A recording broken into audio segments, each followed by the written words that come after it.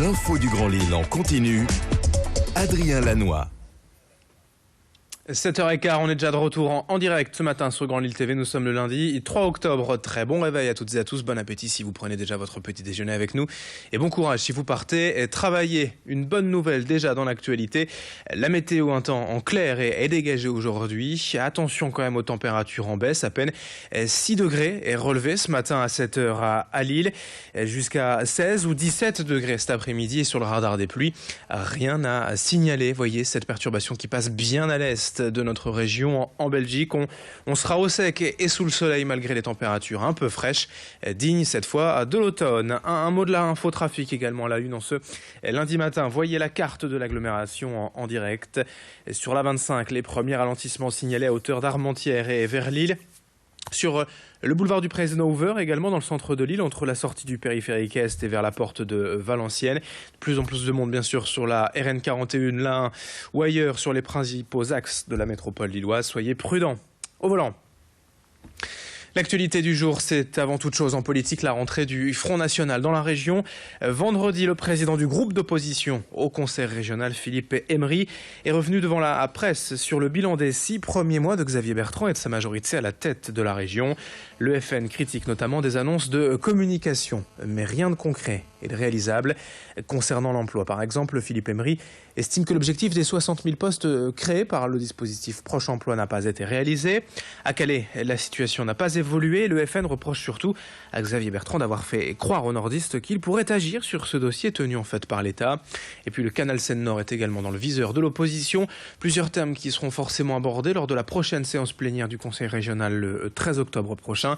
On écoute le leader de l'opposition et du Front National dans la région, Philippe Emery, au micro d'Idil Gunaï. Pendant la campagne électorale, Marine Le Pen avait pointé qu'il manquait 700 millions sur le plan de financement. Nous le disions encore en séance plénière ce 8 juillet. Monsieur Bertrand ou Monsieur Darmanin faisaient voter une délibération dans laquelle le Conseil régional d'Île-de-France apportait 210 millions.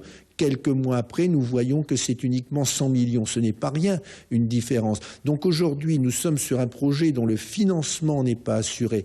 À la fois le financement principal, mais le financement des plateformes. Et sans ces plateformes, il n'y a pas d'intérêt régional pour ce canal Seine-Nord. Autre image dans l'actualité en ce journal, en ce début octobre surtout, on va beaucoup parler de cancer ces prochains jours avec la campagne Octobre Rose et toutes les opérations de prévention, de lutte contre le cancer du sein. L'occasion notamment de rappeler qu'aujourd'hui, 40% des cancers pourraient être évités. Une phrase simple, mais ô combien lourde de sens et vecteur de communication contre les facteurs de risque. Le tabac, l'alcool et le manque d'activité physique accentuent la menace, on le sait. Un constat d'autant plus alarmant ici dans les Hauts-de-France où les facteurs de risque que je viens de citer sont très développés. Cancer du poumon, du sein, de la prostate et colorectal. Voilà les maladies les plus fréquentes dans la région. Explication complémentaire au micro de Clotilde Leguévac. Rien en biologie et en médecine n'est blanc ou noir. C'est-à-dire qu'on peut être exposé à un toxique sans forcément développer un cancer à 100%. Et puis aussi, on peut avoir une vie parfaitement vertueuse de ce point de vue-là, et puis faire quand même des cancers, y compris des cancers qui sont connus pour être induits. Mais d'un côté, on va augmenter fortement sa probabilité, de l'autre, on va la diminuer fortement. Et c'est là-dessus qu'on peut agir. Donc, il y a des facteurs d'exposition qui sont bien connus et sur lesquels on peut agir facilement. 2 titres récemment pour des bières régionales. La Nostoquet Saison brassée à Blaringhem élue meilleure bière de garde du monde et la brasserie des Sources à Saint-Amand élue meilleure brasserie européenne de l'année. Alors pourquoi les bières du Nord sont-elles si bonnes? Avec modération tout de même. Eh bien Louis Caillé a rencontré un spécialiste, un expert, un biérologue nordiste et il nous livre son analyse.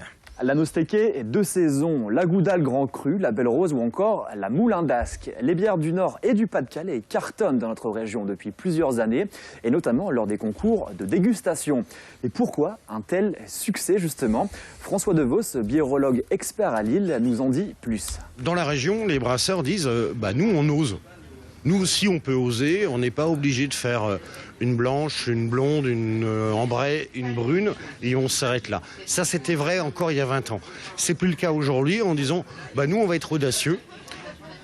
Et ce qui est le plus surprenant, et ce qui fait le succès en fait de ces bières et qui mérite effectivement ces prix, quelles que soient les brasseries récompensées, c'est de dire, nous, on va innover une nouvelle fois, on va être dans l'innovation, on va être dans l'audace. Et le consommateur répond oui.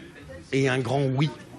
Une des particularités des bières du Nord et du Pas-de-Calais aussi peut-être, c'est le fait qu'elles soient relativement fortes, des bières beaucoup doubles, triples, des bières assez lourdes, costauds, avec un degré d'alcool entre 7 et 9. C'est aussi ce qui plaît aux gens, des bières qui ont plus de corps, plus de garde.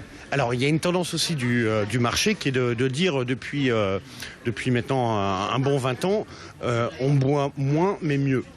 Donc les gens s'orientent véritablement vers la bière de dégustation. Le truc le plus simple à comprendre, c'est vous regardez les verres dans lesquels sont servies aujourd'hui les bières. On est loin des gros shops un peu à la bavaroise. On est loin des verres à pied basiques. On est aujourd'hui dans des verres qui sont aussi élégants que pour le vin ou même pour le champagne. C'est de la dégustation maintenant, de la bière? On est en pleine dégustation et c'est pour ça aujourd'hui aussi qu'il y a des biérologues. Pour terminer ce journal, ce projet un peu fou de plusieurs amis nordistes fans de rock organiser le plus grand concert privé au monde en accueillant un groupe de légendes au stade Pierre-Mauroy. L'idée en fait est assez simple puisque la location du stade coûte environ 250 000 €. Il faudrait 25 000 contributeurs à 10 € chacun pour réserver l'enceinte.